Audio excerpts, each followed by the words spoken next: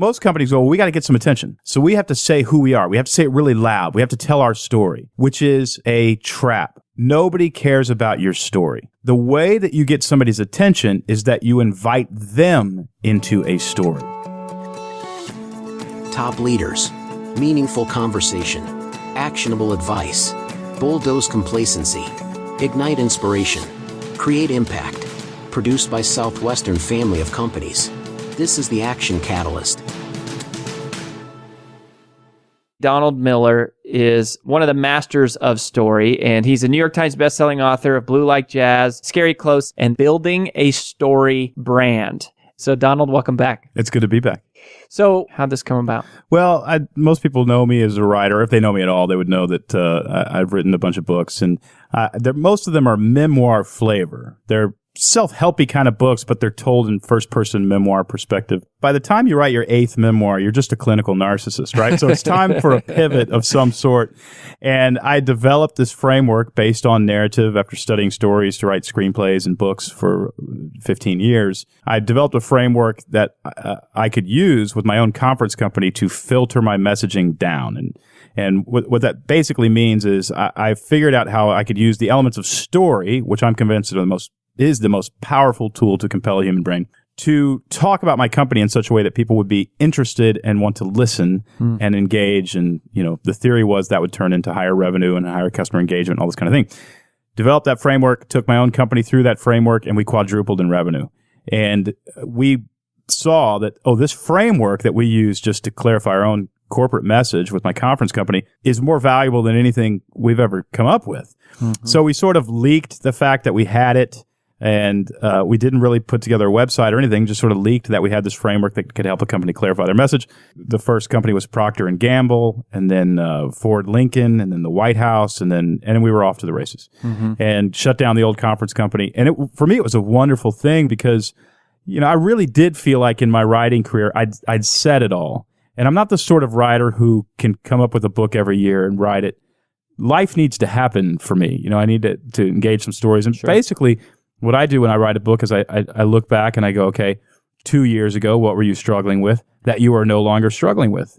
And if that's interesting, I'll write a book about it. So, it's been relationships, it's been faith, it's been, all sorts of other things. It's been meaning of life with one of the books. And I didn't have any more of those. I wasn't, I hadn't struggled with anything in a long time, I guess. And so I thought, well, I'm going to turn this framework into a book. And so what is it? So what is the StoryBrand framework? It is based on the 7 plot points that happen in almost every story. And I really mean that. I mean, 99% of stories follow a narrative arc that is exactly the same. Right. So whether we're talking about Bridget Jones' Diary or Rain Man or Hunger Games or Star Wars or Romeo and Juliet, it's the same story, basically. You just interchange some of the characters and some of the conflict. But what most people don't know is there is an order in which a story will unfold. And if you disobey the rules of that order, you will lose the audience. Right. And so if you know what those story formulas are, there are 7 of them, you walk into a movie, and within 15 minutes, you can pretty much tell what this is. This is Monster in the House, or this is Quest, or this is whatever, these 7 basic story formulas. What that said to me early on when I was thinking about this process was, this is a language that human beings speak. And most companies don't know how to speak this language. Mm-hmm. And here's a summary of it. Every story is a character, a hero, that is facing a villain that is causing them external, internal, and philosophical problems. They are in search of a guide, another character, who can help them overcome their conflict and experience a happy ending instead of a tragic ending. Okay. That's basically story. So that's a lot. But in what it has to do with business, though, is these 7 basic principles. First is... Okay, so hold on. So before we dive into the principles, so that is, like you said, the narrative arc of every story. Pretty much every story. Not everyone, but pretty much. Yeah. But and that's, we're going to get to that because that's the solution here, is understanding that. But the subtitle of the book is Clarify Your Message so Customers will listen. That's right. What are some of the biggest mistakes that you see marketers making? There are a lot of mistakes that companies make, but here's the big one. Companies assume that customers are going to give them an amount of time in order to understand what they offer. And they're not. They're not. They're going to give you zero time. They're going to spend 4 seconds on your website. They're going to pass by your billboard at 85 miles per hour. They're going to swipe up on their Instagram feed and your ad's not going to get any attention. What this means is you have to communicate very clearly why they should stop and pay attention. And you have to do it in a few seconds. Therefore, if you are confusing or elusive, you are invisible. I don't care how much you paid for that billboard. You're invisible. I don't care how much you paid for that web designer. You are completely invisible. So most companies go, well, we got to get some attention. So we have to say who we are. We have to say it really loud. We have to tell our story, which is a trap. 95% of creative agencies believe that. And it's why most companies waste enormous amounts of money on marketing. Nobody cares about your story. The way that you get somebody's attention is that you invite them into a story. So you guys have a phrase that you say, and it's worth capturing. You talk about if you confuse, you'll lose. So I've gone around the country and asked this question to thousands of people. What did Jeb Bush want to do for America? Nobody has ever answered that question. And I bet you I've answered that question to now 150,000 people. Nobody's ever answered it. When I say, what did Donald Trump want to do for America? Everybody says, make America great again. I mean, they literally chant it in unison. Jeb's message was confusing. Donald Trump's message was clear. Who's the better candidate? I mean, arguably, I think a lot of people would say Jeb Bush, especially at this point, would probably have been a better president, but he lost. The reason is people were confused and they passed him by, so he's essentially invisible.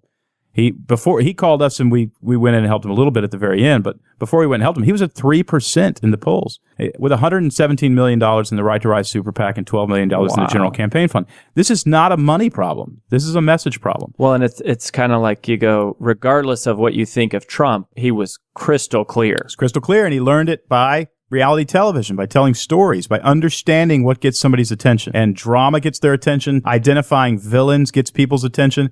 Now, I also think he's extremely manipulative in the use of narrative. He vilifies people who aren't actually villains. Sure. Well, so I don't want to get too much into the politics of him, but the point is clarity counts for a tremendous amount. And I would even say narrative clarity. Narrative clarity. Who is your customer? What is their problem? How is it making them feel? Why is that just plain wrong? And why are you qualified to get them out of this problem? You want to communicate a customer-centric message. The message has to be about the customer. Let me give you an example. Let's say I'm giving a talk. Let's say, we're at some TED Talk, symposium, and there's a bunch of talkers going up. The first guy gets up and he says, hey, my name is Don, and I come from Nashville, Tennessee, and I've lived there for about 5 years with my wife. We have 2 dogs. Second guy gets up. Doesn't say his name, doesn't say where he's from, doesn't let you know that he has dogs. He literally says this: we've got a big problem. 50% of the people in this room will probably die of cancer. Who's more interesting? Well, I don't know that guy's name. I don't know where he lives. I don't know if he has dogs, but I am plugged in at this point. Wow. And then he goes on to say, your water here is whatever. When a story starts, when a character has a problem, it opens a story loop. It makes me want to pursue some sort of answer to this question so that I can close that story loop in my brain. The fact that you're from Nashville, Tennessee, and have been married 5 years and have 2 dogs does not open a story loop in my brain. I don't care. So seconds are ticking by, and I'm waiting for you to open a story loop, and you're not doing it. So my brain is designed, I believe, by God, that when you don't get to the point or you're confusing, my brain is saying, you know what? I'm burning calories listening to this guy, and he's not going anywhere. He's not doing anything to help me survive. There's nothing in this talk for me. Barbarians may come over the hill here in an hour, and I need to save some calories in case I have to fight them. So I'm just going to tune out on this guy and rest my brain a second so that I can conserve calories in case there's a threat in the future. When you are confusing, your customer's brain literally is programmed to shut down and ignore you as a survival mechanism. Conserve energy. That's exactly it. So you have to invite them into a story very quickly. And by doing that, you have to identify an ambition that they want and a problem that is keeping them from getting what they want. And you got to talk about it right away. So the StoryBrand framework, give us the 7 steps, just the names of them really quick. Well, there's a character. You identify who the character is. They are the hero. And you have to identify something the hero wants. And we have to say that in our marketing collateral. If you want to save 15% on car insurance, who do you go to? Geico. Exactly. See, you know that. That's effective marketing. Now what if Geico came out and had ads that said, we won J.D. Power and Associates Award for best customers? Who cares? So there's two mistakes that brands tend to make when they're identifying what the customer wants. They either make it so elusive, or the other thing is a brand will offer so much that there's 15 things that we offer that our customers want. That's great, but if you have a movie and Jason Bourne wants to know who he really is and lose 30 pounds and marry the girl, and he's thinking about adopting a cat and he wants to run a marathon, you will lose the audience. You have to choose one, and it would be an umbrella thing that all the stuff you offer comes in under. So with Dave Ramsey, he offers financial peace. Well, how does he do it? He offers it through selling great mortgages. He offers it through software. He offers it through classes. But he offers financial peace. It's the one thing he's known for. Right. And we've got to do that as a brand. So first, identify what your customer wants. Then identify the problem they are encountering getting what they want. I'm not going to go into this. This would take a long time. But what is challenging them from getting what they want? What is keeping them from getting what they want? You need to position your brand to help them overcome that challenge. But you need to name the challenge. You need to name it and say, we help you overcome this. We help you overcome gingivitis. We help you overcome procrastination. We help you overcome weeds in your lawn or embarrassment in your neighborhood because your lawn looks so bad.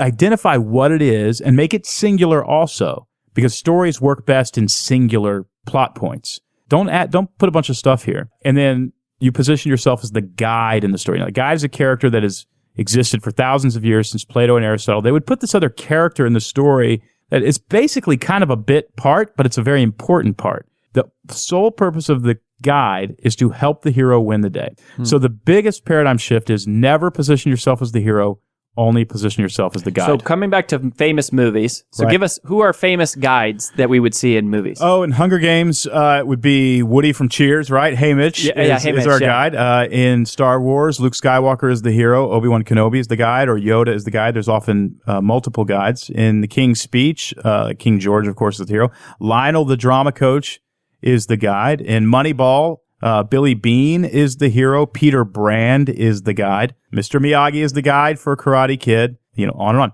And the guide sometimes can be the central character of the story. Mary Poppins is the guide in the movie Mary Poppins. The father is the hero. And the father's hardly on screen. Every one of us wakes up in the morning self-identifying as the lead protagonist in a story, as the hero. When you come to me and we meet at a cocktail party and say, what do? You say, well, I help start this company, and we're actually, we have a great company culture, and we have a great places to work metric, and we're trying to double revenue next year. What as you talk about your company and yourself, what my brain is doing is it's categorizing you in my mind, and it's categorizing you as another hero. Now, it's not that I don't like you. I'm actually quite interested. And I'm like, I wish this guy would keep in touch. He's got this great story going on. I wonder, if that's going to work out.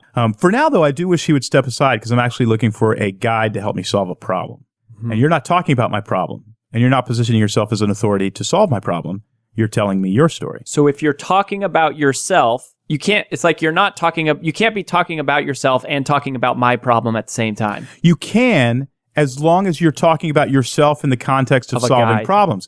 So when you say, instead of saying, I work for this company that helped start plenty of years ago, you would say something like, I'd say, what do you do for a living? You say, well, how most salespeople actually don't have accountability, right, and they really struggle to make the calls and close the deals because we're all kind of lazy on the inside. Uh-huh. I have a coaching firm that actually keeps salespeople accountable, and we find that when employers hire coaches for their salespeople, their revenue goes through the roof. Mm-hmm. It's called, and then you go from there. Well, what did you just do? You just identified a problem that I may have. You talked about the solution, and you invited me to live that story myself to solve my own problem. That is good, effective marketing and branding. So there's the guide. That's the guide. Then what the guide does is there's a couple things in the book. There was a way that you position yourself as a guide in your customer's subconscious. There's two things you need to do. One of the other things that you need to do is you need to give the guide the hero a plan. The guide gives the hero usually 3 or 4 steps that they can take in order to solve their problem. And the reason you do that is because most customers won't engage you if they get into a confusion. But let's say we're at the cocktail party, you say, you should call me. My coaches can really help. I'm probably not going to call. I'm probably like 40% ready to call you, because there's kind of a fog there. I don't know how much it's going to cost. Is it going to be, it's going to take a bunch of my time? And if I have questions, I'm not going to make the deal. And here's why. Because it's a risk on my part. It's a financial risk. It's also a social risk. I may be foolish by buying into a bad service. So and at the point where I start feeling that risk, those are all excuses to walk away. and your customers are going to take those excuses. So what you have to say to me is, Don, it's really easy. So what you would say is, if I say, I'm kind of interested, can I have a card? You'd hand me your card and you said, yeah, absolutely. It's actually super easy. You and I just get on the phone. We have a call. I assess your needs. We send you a custom strategy, a report saying what we think you should do, and then we help you execute it. It's just a 3-step plan. It's super easy. Well, what did you just do in my brain? You just said, Don, it's not going to be a lot of hard. There's not going to be hard work in this. It's going to be super easy for you. We find that when you actually say to folks, hey, let me show you visually 1, 2, 3 steps, and they go, oh, this is easy, you see a dramatic increase in customer engagement. So you start with a character. There's something they want. That has a problem getting it. They meet the guide, you, and the guide gives them a plan to solve their problem. Which is number 5 is the plan. That's right. Yeah. Actually, it's number 4. 4 is the plan. And then number 5 is you call them to action. Yes. So you make your direct calls to action, buy now, schedule an appointment, register today, extremely clear. And it's amazing how many clients come to us, and we look at every website of every client that we engage. And they come to our workshops, and we put their website on a giant 80-inch screen. Which scary. Some of them is terrifying. In front of everybody. Yeah, you're like, oh, but we don't embarrass you. But we do say, hey, you need to do this, you need to do that, you need to do this. One of the things we often say is your calls to action aren't very clear. You're saying things like learn more or contact. That's very evasive language. You need to say call now, buy now. It needs to be extremely clear. And just clarifying your direct call to action. And in the top right corner of your website, you should have just a couple buttons. Most people have 10 or 12. That's clutter. The only thing I want you to do is apply or buy now or schedule an appointment. So I'm going to put that in the top right corner, and I'm going to make it a different color. Like painfully obvious. Painfully obvious. Explicitly clear. Yeah, if you go to our website, you don't see a bunch of buttons. I think contact is down at the very bottom in what we call the junk drawer. People will look for the contact button. You don't need it at the top. What I want at the top is, will you marry me? I'm trying to marry the girl here, right? So you don't want to will you marry me? And also, would you like to meet my brother? And also, would you, no, let's just stick with the one question that we're trying to get to here. And so, it's just being more direct. And also, customers need to be challenged to place an order. And most of us are selling passively, which makes us look weak. We think we're saying this. We think we're saying, oh, I don't want to bother you, but, we do have a great service. If you need it, give me a call. But I really don't want to. I don't want to be one of those pushy salespeople who's bothering you. We think we're being polite. What the customer is actually hearing is, I don't actually believe in my product. I don't believe it will actually solve your problem. If you do want to give me some charity and buy it, I would appreciate that. But I'm not very confident that I have what. Can you imagine going to a doctor and the doctor says you have cancer, and they say, well, we do. I mean, we have a pill that for a lot of other people has just made this go away very quickly. It's actually, but I don't want to bother you. It's like you're going to tie that guy down and force that pill down his throat and make him pay for it because he's going to die. So if you don't have a problem to solve, no wonder you're being passive. But if you do have a problem to solve, you're going to be direct. And then the final 2 after calls to action are you have to tell people what are the negative consequences of not doing business with you. If there are no stakes in the story, there is no story. If the bomb isn't a threat to go off and hurt a bunch of people, there's no reason to keep paying attention to this. The bomb's a dud, and it's not going to hurt anybody. I'm not going to watch 90 more minutes of this guy trying to get to this bomb that we all know is not ever really going to go off. You do need to say there are some consequences not doing business with us. Here's what life looks like. You're going to keep procrastinating. You're going to make less money. You're going to have tooth pain. Whatever it is. Then the final is the success bucket, and that is we've got to give people a vision of what their life can look like if they do business with us.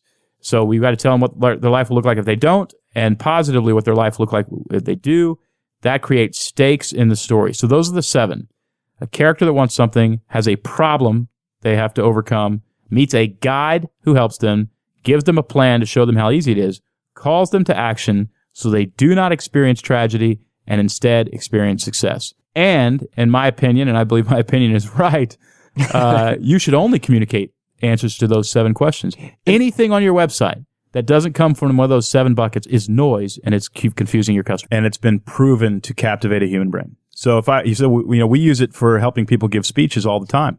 And, first thing you do is walk to the platform and you talk about what we all want, but we can't have it because there's a problem.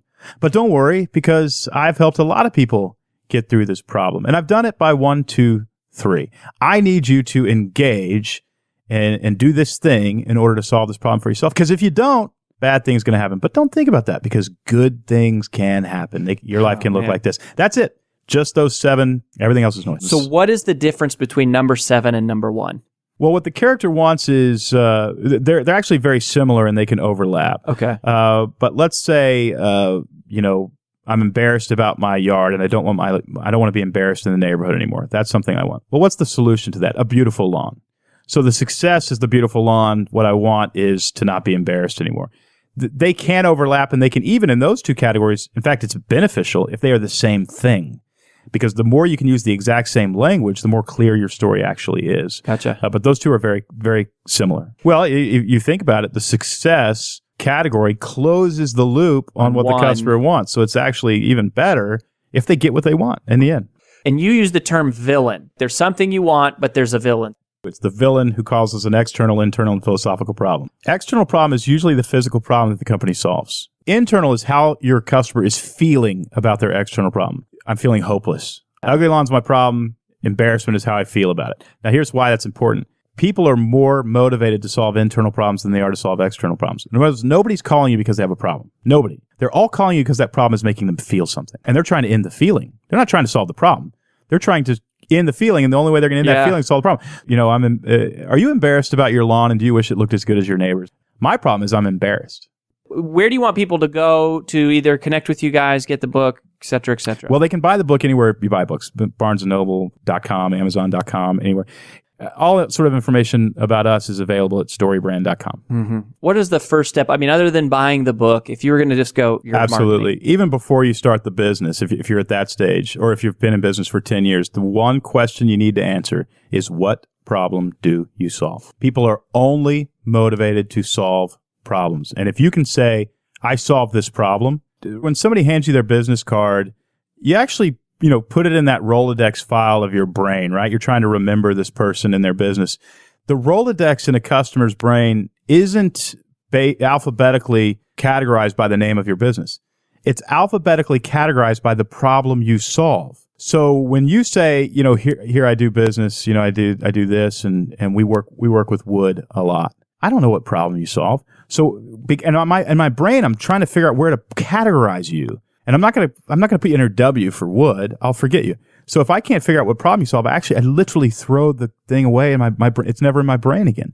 But when you say we work with wood, we make wood floors that don't buckle for 100 years. They're the most solid wood floors in the world. They'll never warp. Well, now, first of all, you just agitated a problem, right? I didn't know wood floors buckled and warped. And so now, who do I go to solve this problem that I didn't even know existed? I go to you because your floors apparently don't buckle or warp. So just associating this, here's a problem that everybody's dealing with, and we have solved that problem, is the number one thing you want to do in business, because you've got to be known for solving a problem. Don, thank you for all that you guys do. My pleasure. Thanks for having me. If you enjoy this podcast, please make sure to subscribe. And to stay updated on everything that the Action Catalyst is up to, make sure to follow us on Facebook and Instagram at Action Catalyst Podcast, and on Twitter at Catalyst_Action. And thanks for listening.